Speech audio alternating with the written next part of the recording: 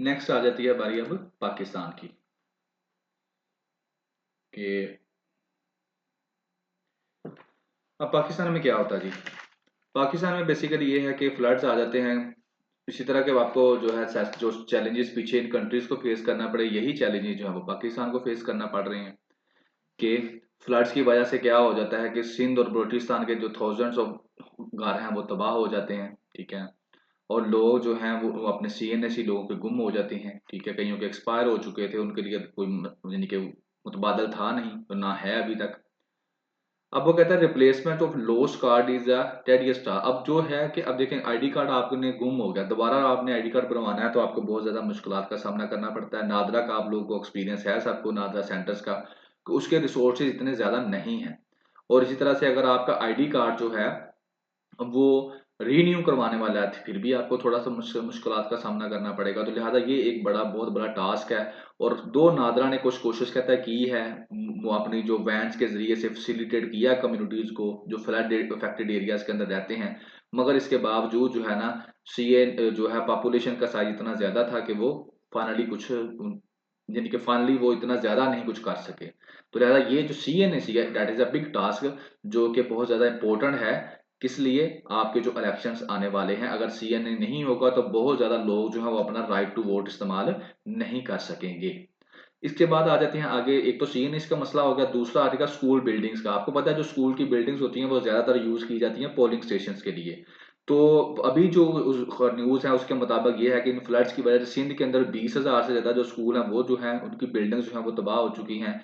3,000 से ज्यादा जो है वो डैमेज हो चुकी हैं बलूचिस्तान के अंदर। तो ये कहता है कि स्मॉल फ्रैक्शन है बिल्डिंग्स का जो कि अभी रिपेयर किया गया है इनमें से, लेकिन ज्यादातर जो है वो तबाह हो चुकी हैं। तो इसका मतलब ये है कि पोलिंग स्टेशन का मसला भी आएगा वो इलेक्शन के नजदीक। और आगे वो फैक्ट्स एंड फिगर बताता है, जैकबाबाद के अंदर कहता है 87 of the 51 polling station need repair, उनको रिपेयर की जरूरत है। 24 ऐसे हैं जिनकी छाती नहीं है। 230 पोलिंग स्टेशन ऐसे हैं जिनके पास इलेक्ट्रिसिटी नहीं है। 252 ऐसे हैं जहां पर पानी की साफ फैसिलिटी नहीं है, साफ पानी की। 227 ऐसे हैं जहां पर टॉयलेट्स नहीं है। 413 ऐसे नहीं है। 439 are not accessible to differently abled peoples. यानी कि ये उनको एक लिस्ट दे देती है, इसको याद करने की जरूरत नहीं है, लेकिन आपको पता होना चाहिए मेन क्या प्रॉब्लम्स आने वाली है। नंबर 1 पे सीएनएस की प्रॉब्लम आने वाली है लोगों को, नंबर 2 पे पोलिंग स्टेशंस की प्रॉब्लम आने वाली है इन इलाकों के अंदर। और सिमिलरली वो कहता है, जो कमिश्नर है हैदराबाद का वो भी बताता है कि जनाब अली 3,612 जो है 4,656 पोलिंग स्टेशन के अंदर जो है मीटिंग, इतने जो पोलिंग स्टेशन है उन 9 डिस्ट्रिक्ट के अंदर उनके अंदर क्या है, फैसिलिटीज नहीं है। लैक ऑफ प्रॉपर फैसिलिटीज, उनके अंदर फैसिलिटीज ही अवेलेबल नहीं है। तो समझ लें कि इस तरह के पोलिंग स्टेशन पर, कई पोलिंग स्टेशन ऐसे हैं जहां पर रोड्स और जो ट्रैक्स हैं वो तबाह हो चुके हैं, रास्ते खराब हो चुके हैं इसकी वजह से, फ्लड्स की वजह से। तो वहां पर पहुंचना बहुत मुश्किल है, जिसकी वजह से सबसे ज्यादा जो वुमेन्स हैं और एल्डरली पीपल हैं उनको वोट डालने में मुश्किल का सामना करना पड़ सकता है। आगे वो बताता है कि जो फ्लड्स हैं उनसे 10 मिलियन लोग जो हैं वो तकरीबन जो है वो डिस्प्लेस हुए हैं, 1 करोड़ के करीब। 2.1 मिलियन जो है घर तबाह हो गए हैं, ठीक है ना, सिंध के अंदर। एंड और तकरीबन 1 लाख जो है वो बलूचिस्तान के अंदर ये घर तबाह हुए हैं। तो इससे कहता है कि साइजेबल जो पॉपुलेशन है ना वो माइग्रेट करके कहाँ पर चली गई है, अर्बन सेंटर्स के अंदर चली गई है। और वो वापस भी नहीं आ सकते क्योंकि वो बहुत ज्यादा गरीब है, उनके पास इतने पैसे नहीं है कि वो वापस आए और वोट डालें और फिर वो वापस चले जाएं। तो इससे क्या होगा कि कई हजारों के हिसाब से जो लोग हैं वो वोट नहीं डालेंगे। ठीक हो गया। और इसके अलावा वो कहता है एक और बड़ा प्रॉब्लम आने वाला है जो है post flood disaster relief very much influence the political parties and local influence. अब वो क्या है कि वहां उन इलाकों के अंदर क्या हो जाता है, फ्लड आ जाता है, लोग घर तबाह हो जाते हैं, लोगों का खाना पीना खराब हो रहा है। तो वहां पर अब जो वेलफेयर के काम हो रहे हैं ना, जो बाहर से पैसा आ रहा है, जो गवर्नमेंट कर रही है काम, तो वो क्या है वहां के जो लोकल जो लीडर्स हैं, पॉलिटिकल लीडर्स हैं, उनके थ्रू हो रहे हैं। वहां की जो पॉलिटिकल पार्टीज हैं वो कर रही हैं। तो वो क्या कर रही हैं, वो अपने हाथों से दे रही हैं और खासकर उन लोगों को वो ज्यादा अप्रिशिएट कर रहे हैं, उन लोगों के साथ वो ज्यादा पैसे दे रहे हैं जो उनके लॉयल हैं। ठीक है ना, यानी कि एक क्राउड है उसमें से कुछ बंदों को खाने पीने की चीजें दे देनी, बाकियों को ना देनी। तो इससे वो क्या कर रहे हैं, अपना वोट बैंक सिक्योर कर रहे हैं। तो यानी कि ये क्या है, सीधा सीधा इससे क्या होने वाला है कि वो फेवरेटिज्म जो है ना वो हासिल कर रहे हैं। अब ये क्या है कि वो उनको खुराक दे रहे हैं, घर की फैसिलिटीज़ दे रहे हैं और ये कह रहे हैं कि आप लोगों ने वोट हमको ही डालना है। तो ये इलेक्शन कमीशन ऑफ पाकिस्तान के लिए इस वक़्त बहुत बड़ा चैलेंज बन चुका है और इस चैलेंज को काउंटर करने के लिए जो इस वक़्त इलेक्शन कमीशन पाकिस्तान के पास कोई जो है समझ लें कि काउंटर मेजर है ही नहीं, क्योंकि ये एक ऐसी प्रॉब्लम है जिसको वो अभी काउंटर भी नहीं कर सकते। तो अब वो कहता है कि टाइम बहुत थोड़ा है, सोर्सेज़ भी इलेक्शन कमीशन के पास बहुत थोड़े हैं, तो इलेक्शन कमीशन को इस चैलेंज को क्या करना चाहिए, इसको थोड़ा-सा करना चाहिए। क्या कर सकता है कि जो फ्लड डिज़ास्टर वाले एरियाज़ हैं, वहाँ पर जो लोग हैं, उनके जो पोलिंग स्टेशंस हैं, उनको कहीं दूर बना दे या उनको रिप्लेसमेंट कर दे। लेकिन कोई भी काम फिलहाल जो है, जो प्रॉब्लम्स आ रही हैं, जैसे सीएनएससी की है और पोलिंग स्टेशंस की है, इन फ्लडेड एरियाज़ के अंदर यही एक बहुत बड़ा चैलेंज बन चुका है इलेक्शन कमीशन ऑफ पाकिस्तान के लिए। तो जनाब ये थे जो आपको बताया जा रहा है इस ओपिनियन के अंदर कि अब जो फ्लैट्स हैं उन्होंने इलेक्शन कमीशन ऑफ पाकिस्तान या इलेक्शन के प्रोसेस को किस तरह से डिस्टर्ब किया है पाकिस्तान के अंदर। आगे चलते हैं जी। आगे हमारे वाला है जो है वो है आपका 6th चैप्टर और 4th opinion rooted in evidence. इसका मैं क्रक्स आपको बता देता हूँ, ज्यादा खपने की जरूरत नहीं है। इसमें वो ये कहता है जो पॉलिसी मेकिंग है ना अब दुनिया के अंदर वो हो रही है एविडेंस बेस्ड। एविडेंस मतलब डाटे के ऊपर, रिसर्च के ऊपर। और पाकिस्तान के अंदर ये काम नहीं हो रहा। तो जब तक पाकिस्तान जो है ना इस तरह की पॉलिसी नहीं ना बनाएगा, तब तक पाकिस्तान तरक्की नहीं कर सकता, वो किसी भी डोमेन की हो, एजुकेशन हो, हेल्थ हो, इंफ्रास्ट्रक्चर हो, प्लानिंग हो, डेवलपमेंट हो, कोई भी काम करना हो। तो उसको क्या चाहिए, एविडेंस बेस्ड जो पॉलिसी बनानी चाहिए, यानी कि रिसर्च के ऊपर, डाटे के ऊपर। जैसे अब सी पैक बना है ना, तो सी पैक से पहले जो है एक दिन में एक रिसर्च पढ़ रहा था, उसमें बताया गया कि चाइना के स्टूडेंट्स ने सी पैक बनने से पहले हजारों के हिसाब से जो पीएचडी के स्कॉलर्स बच्चे हैं उन्होंने सी पैक के बारे में लिखा कि इसका क्या फायदा होने वाला है, क्या नुकसान होने वाला है। उसके बाद जाकर सी पैक शुरू किया गया। ठीक है ना। तो ये चीज वही वो इस ओपिनियन के अंदर कहता है। और एक जो जैसे सेहत कार्ड है उसके बारे में बात करता है, बेनजीर इनकम सपोर्ट प्रोग्राम की बात करता है कि इस तरह के ये दो काम जो है ना पाकिस्तान ने दो डोमेन्स, जिसमें वो हेल्थ केयर की डोमेन कहता है और सोशल डोमेन, इसके अंदर पाकिस्तान ने ये इम्प्लीमेंटेशन शुरू कर दी है कि डाटे के ऊपर, रिसर्च के ऊपर, एविडेंस बेस के ऊपर वो पॉलिसी बना रहा है। लेकिन बाकियों के ऊपर अभी वो नहीं बना रहा, उसके डिफरेंट रीजन हैं, डिफरेंट चैलेंजेस हैं। लेकिन आहिस्ता आहिस्ता उम्मीद की जाती है कि पाकिस्तान मूव आउट करेगा। तो चलें जिसका क्रक्स आपको मैंने दे दिया। पेपर के पर्सपेक्टिव में अगर आप कहें तो आप कह सकते हैं कि जो पॉलिसीज है ना पाकिस्तान की, ये पॉइंट्स होते हैं, पॉलिसीज आप बनाएं एविडेंस बेस। एविडेंस बेस जो है अगर पाकिस्तान पॉलिसीज बनाएगा तो पाकिस्तान इकोनॉमी में, हेल्थ में, आप कहीं भी ये एडअप कर सकते हैं। इकोनॉमी में भी आप कह सकते हैं कि एविडेंस बेस्ड पॉलिसीज के ऊपर वर्क होना चाहिए, then we can progress in economy. Health के अंदर आप टॉपिक के अंदर कह सकते हैं, किसी भी टॉपिक के अंदर आप कह लें कि ये हरफन मोला आपका पॉइंट है, एविडेंस बेस्ड पॉलिसीज।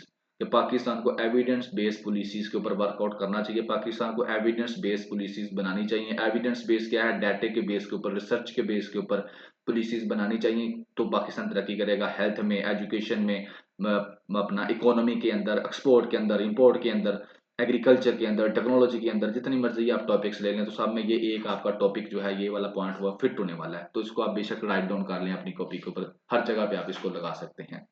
तो चलें जी, कहता गया है वो देश में, कहता यह है कि गवर्नेंस का एक नया चैप्टर जो है वो शुरू होने वाला है पाकिस्तान के अंदर, बात करता है। और रियल वर्ल्ड के अंदर ये शुरू भी हो चुका है, जिसके अंदर एविडेंस बेस्ड जो है वो पॉलिसी मेकिंग की जा रही है। जैसे कि बेटर यूटिलाइजेशन ऑफ एविडेंस के अंदर किया जाता है, रिसर्च आ जाती है कि रिसर्च से हम कैसे लोगों की जान बता सकते हैं, अपनी पॉवर्टी को कम कर सकते हैं, रिसोर्सेज को लिमिटेड रिसोर्सेज को अच्छे तरीके से इस्तेमाल कर सकते हैं। तो ये क्या है, इन हिसाब से हम क्या कर सकते हैं, पॉलिसी बना सकते हैं, एविडेंस बेस्ड पॉलिसी से ये फायदे हम ले सकते हैं। पाकिस्तान के केस की अगर बात की जाए तो पाकिस्तान के अंदर ये अभी काम नहीं हो रहा, पॉलिसी मेकिंग जो है वो प्रैक्टिस ये वाली नहीं की जा रही। और उसकी रीजंस क्या है, रीजंस ये वाली सारी, ये आप रीजंस बेशक अपनी कॉपी पे डॉट डाउन कर लेकिन क्या रीजंस है, किन रीजंस की वजह से पाकिस्तान के अंदर जो है वो प्रैक्टिस नहीं किया जा रहा है एविडेंस बेस्ड पॉलिसी मेकिंग। इसके ऊपर मैं टाइम जाया नहीं करूंगा, ये आप खुद ही देख लीजिएगा कि कौन कौन सी हैं। आगे वो कहता है कि जो पॉलिसीज है ना पाकिस्तान के अंदर, हाँ credible research, political aspiration based, हाँ कहता है कि ये सही है कि होनी चाहिए, लेकिन दो डोमेन ऐसी हैं जिसके अंदर पाकिस्तान कर रहा है। वो कौन सी है, एक तो सोशल प्रोटेक्शन है और दूसरी है सोशल हेल्थ प्रोटेक्शन। इन दोनों के अंदर पाकिस्तान कर रहा है एविडेंस बेस्ड पॉलिसीज बना रहा है। और उसके अंदर वो आपको एग्जाम्पल देता है कि बेनजीर इनकम सपोर्ट प्रोग्राम की, बेनजीर इनकम सपोर्ट प्रोग्राम जो है वो सिर्फ एक पॉलिसी इनिशिएटिव नहीं है, बल्कि क्या है, एक सेफ्टी नेट भी है लोगों के लिए, क्योंकि लोगों को सेफ्टी नेट प्रोवाइड किया जा रहा है। और यहाँ पर मुझे याद आ गया सेफ्टी नेट के ऊपर भी पीएमएस के इंटरव्यू में मुझसे क्वेश्चन भी किया गया था, that is what is safety net. तो इस तरह के वो आपसे क्वेश्चन कर सकते हैं, आपको पता होना चाहिए सेफ्टी नेट क्या होते हैं। ठीक है जी, आगे चलते हैं जी।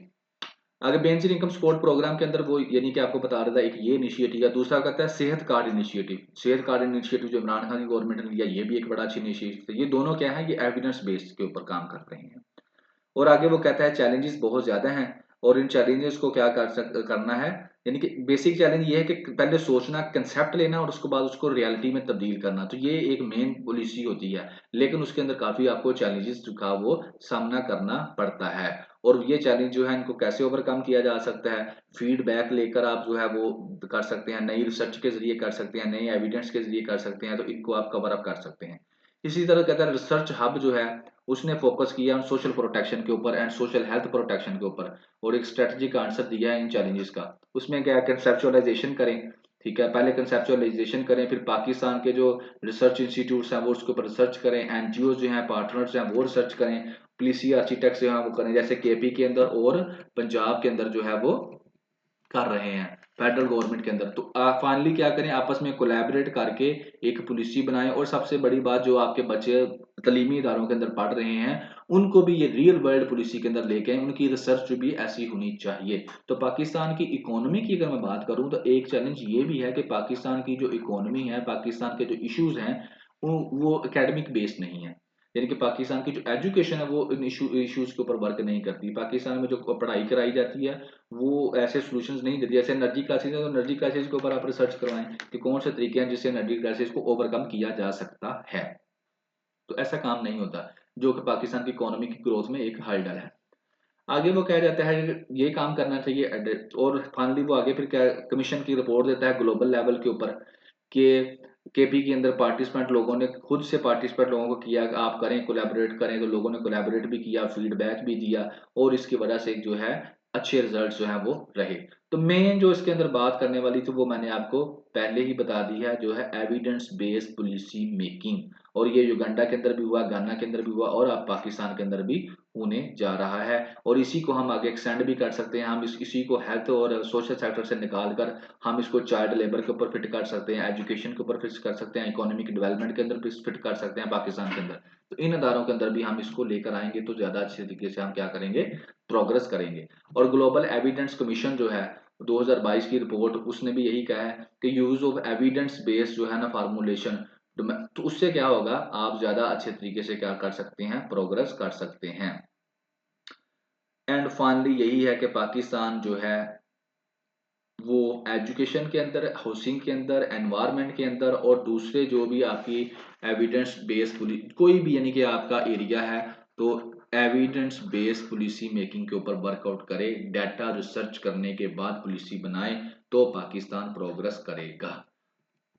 दैट इज आपका था जनाबी Ali sixth opinion. Now we comes to word our seventh and final जो है आपका चैप्टर, एंड ये है टू रीड और नॉट। बुक्स की बात होगी जी, इसके अंदर वो बात ये करता है कि पाकिस्तान के अंदर रीडिंग कल्चर नहीं है। पहले करेक्ट सुन लें, रीडिंग कल्चर पाकिस्तान के अंदर बिल्कुल नहीं है, बुक्स को नहीं पढ़ा जाता, बच्चे जो है वो किताबें नहीं पढ़ते। तो कहता है पाकिस्तान की केस स्टडी को लेकर कहता है कि किस तरह से बच्चों को किताबें पढ़ाने पर राजी किया जाए, तो उसमें जो मेंटर होता है ना, बुक मेंटर, वो बड़ा अहम किरदार अदा करता है। अगर टीचर कहे कि जनाब ये बुक है, ये आपने पढ़ के आनी है, हम इसको डिस्कस करेंगे, तो बच्चा अल्टीमेटली उसको पढ़ेगा। तो इस तरीके से आप क्या कर सकते हैं, टीचर्स प्रिंसिपल्स मिलकर बच्चे के अंदर रीडिंग की हैबिट डाल सकते हैं। फिर इसके अंदर वो डिस्कस करेगा कि पाकिस्तान के अंदर कुछ एनजीओज हैं वो वर्कआउट कर रही हैं तो रीडिंग हैबिट डालने के लिए। तो पेपर पर्सपेक्टिव में अगर मैं बात करूं तो इसके पॉइंट्स एंड जो है वो आप इसके अंदर डाटा पेपर पर्सपेक्टिव में नहीं है, लेकिन ये आपको पता चल जाएगा कि पाकिस्तान के अंदर बच्चों के अंदर रीडिंग हैबिट डालने के लिए कौन कौन सी एनजीओज वर्क कर रही हैं और वो क्या क्या कर रही हैं, और ultimately it will impact the development, जो है हमारी नस्ल की डेवलपमेंट होगी इससे, और अल्टीमेटली फ्यूचर जो है वो इकोनॉमिक पर्सपेक्टिव में जो है वो बेहतर होगा। जब डेवलप ब्रेन होंगे तो इकोनॉमी को बेहतर करने के लिए वो कुछ ना कुछ जरूर करेंगे। कहता है कि हमारे बच्चों में क्या किताबें पढ़ने की आदत है, ठीक है ना, बात इससे शुरू करता है। Do our children read books, और बुक्स का कल्चर कहता है पाकिस्तान में एग्जिस्ट ही नहीं करता। स्कूल्स की जो टेक्स्ट बुक्स हैं उनको बस पब्लिश किया जाता है, बेचा जाता है, अच्छा रोजगार मिल जाता है, लेकिन बच्चों की जो इंडस्ट्री है ना किताबें छापने वाली, वो बिल्कुल ख़त्म हो चुकी है। दो सूफ़ी तबस्सुम अल्लामा इकबाल ने काफ़ी इसके ऊपर काम किया, लेकिन कुछ रिजल्ट्स नहीं दिखे, बच्चे किताबें नहीं पढ़ रहे।